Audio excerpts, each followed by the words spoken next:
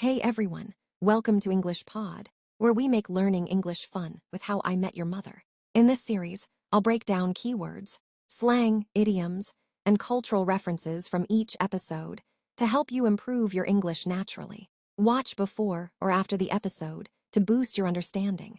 Subscribe and turn on notifications. Let's dive in. Welcome to this deep dive. Today we're doing something a little different. Yeah. Instead of digging through, heavy research, we're actually looking at a classic sitcom, Oh, okay. Which one? How I Met Your Mother, Season 1, Episode 17, Life Among the Gorillas. Ah, right. Good one. Lots of natural dialogue there. Exactly. It's like real everyday English just happening. So our mission today... Let me guess. Pull out some useful phrases. You got it. Phrases you can actually use. Practical stuff. Sounds good. Oh. Because you're right. Sometimes textbooks miss that natural flow you get from shows like this. It's a great source. Okay, let's jump in. Early on, Marshall's thinking about his career, and he's called a budding anthropologist.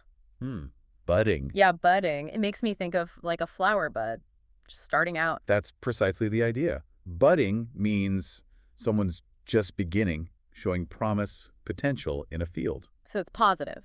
Generally, yeah. Like, she's a budding musician. It suggests good things are coming.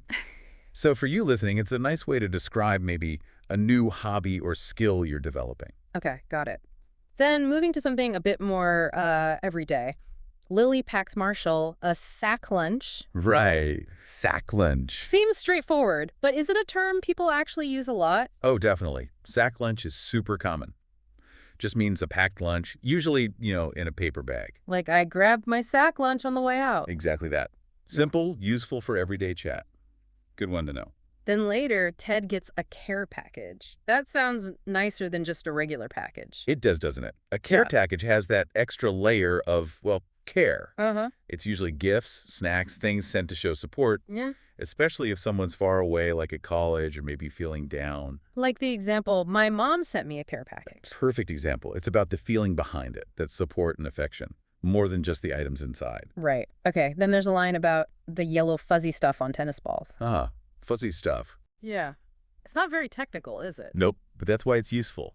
Fuzzy stuff is just that kind of simple, descriptive term we use when we don't need a fancy word. Like this blanket has fuzzy stuff on it. Exactly. It's clear, it communicates the texture easily. Very typical of everyday English.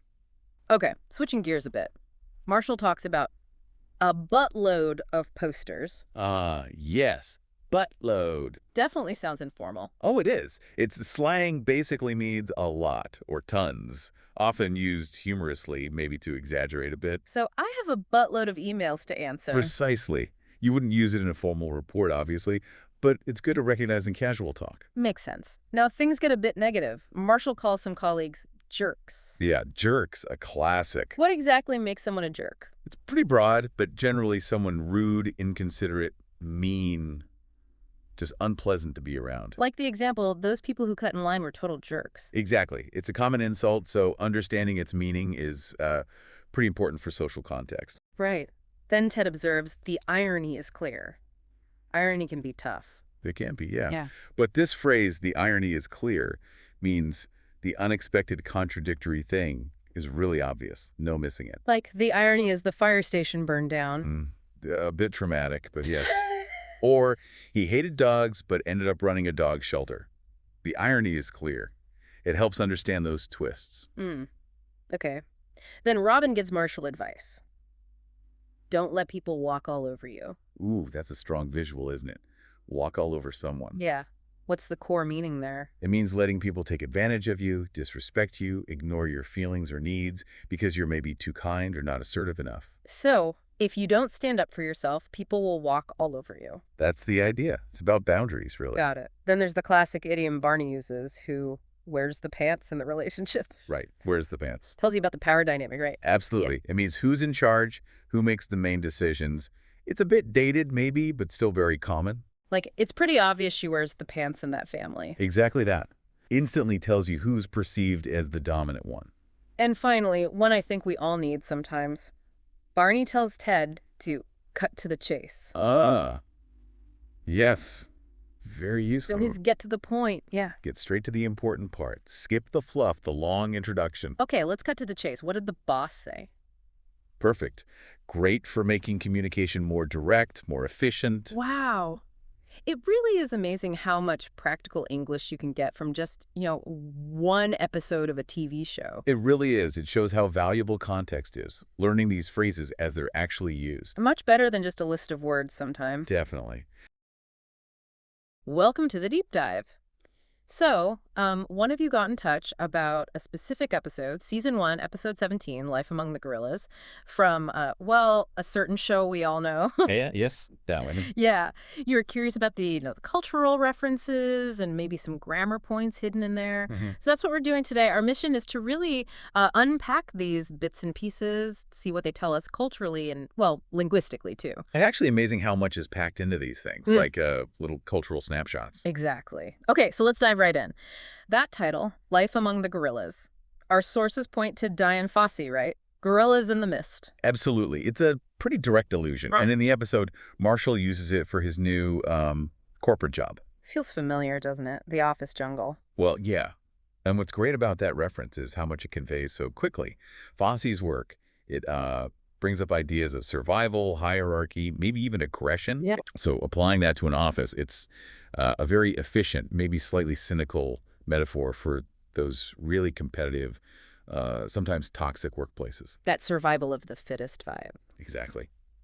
And it resonates because, well, many of us have felt that pressure, It's a sharp bit of humor, really. Okay, then there's Ted's old reliable comment about Robin, as his fallback plan. What's behind that? Well, old reliable, it's a fascinating term. It points to something or someone you can really depend on. It's dependable, yeah. And the sources mention it has historical roots, even tied to like old steam locomotives from the 19th century that were known for being consistent. Huh, a train. Didn't know that. Yeah. So think about the cultural value we place on something or someone that's always there for you, steadfast. So calling Robin old reliable isn't just, oh, she's dependable. It's tapping into this bigger cultural thing, like romanticizing loyalty with the sort of affectionate, slightly old-timey nickname. Precisely. It speaks volumes about maybe a desire for stability, predictability in relationships. Interesting.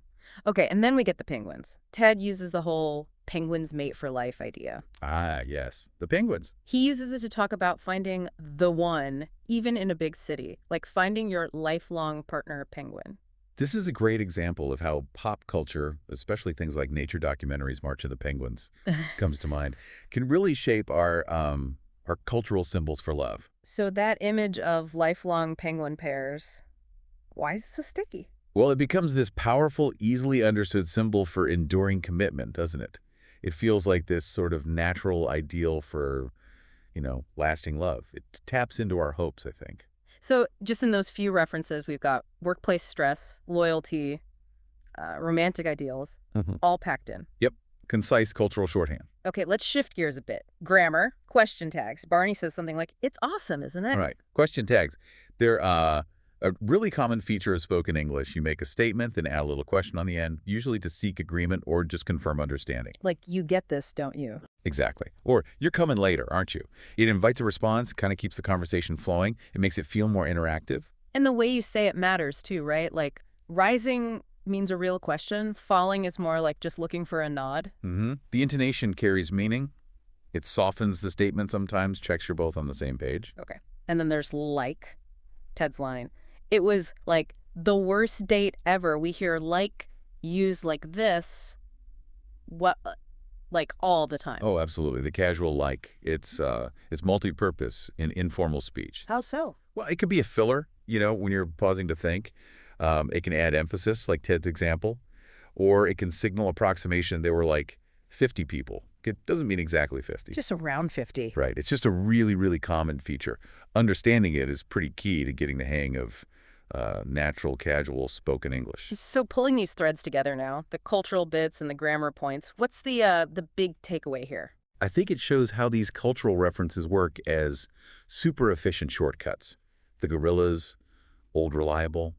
The penguins, they carry so much shared meaning, so much cultural baggage. Right, instantly understandable. Yeah, and then the grammar, even tiny things like question tags or filler words like, they're actually doing important work in how we interact, how we build rapport, how we manage conversations day to day. It really is fascinating how much depth there is in just everyday language, simple phrases, grammar habits. It really is. Synopsis of How I Met Your Mother, Season 1, Episode 17.